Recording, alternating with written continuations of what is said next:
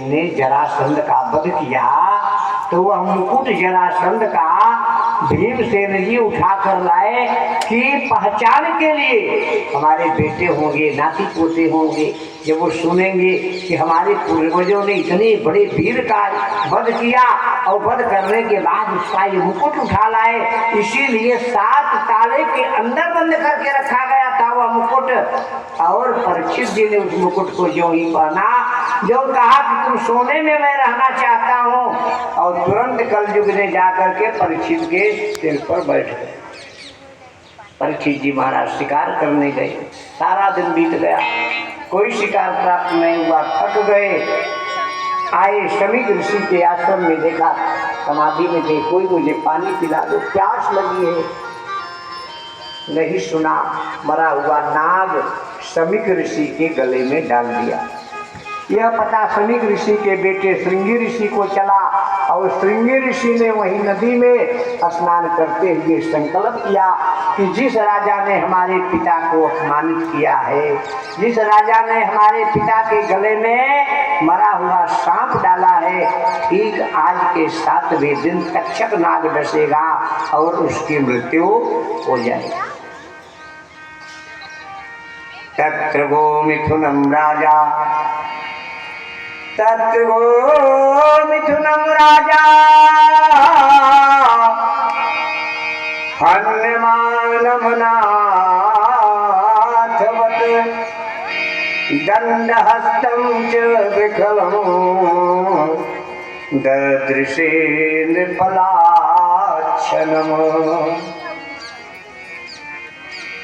योगस्य लक्षणं वक्ष्ये सबीजस्य नृपयात्मजे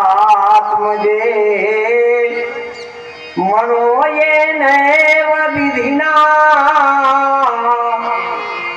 प्रसन्नयाति शतपथम्। श्राप दे दिया महाराज, 7वें दिन तक्षक नाग डसेगा। राजा परीक्षित वापस घर जाते हैं, मुकुट उतारते हैं। जैसे सोने का मुकुट उतारा, उन्हें याद आया कि आज हमने एक संत का अपमान कर दिया। पश्चाताप करने लगे, दुख।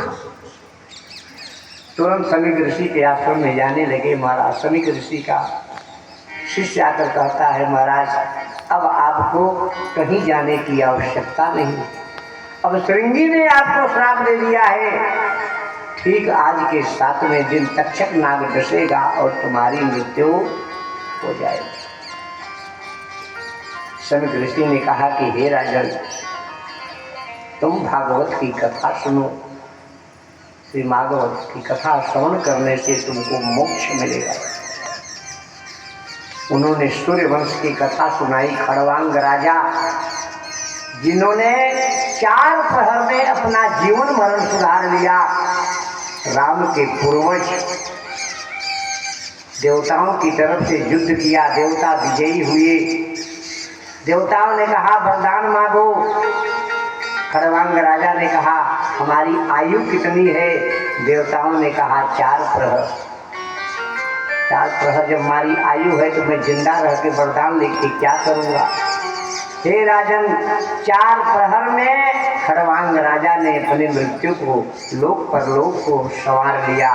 तुम्हारे पास तो 7 दिन है और तुम 7 दिनों में अपने शरीर को इस भय से मुक्त कर सकते। आज वो परीक्षित जी महाराज सूत जी कहते हैं, शुक्र ताल जाते हैं, सबसे कहते हैं हमें भागवत की कथा सुनाए।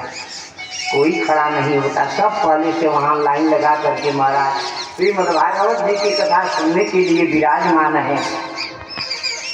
और जैसे परीक्षित जी वहाँ पर पहुँचते हैं, सुखदेव जी का आगमन होता है। बोलो सुखदेव जी महाराज की जय। गुरु मेरे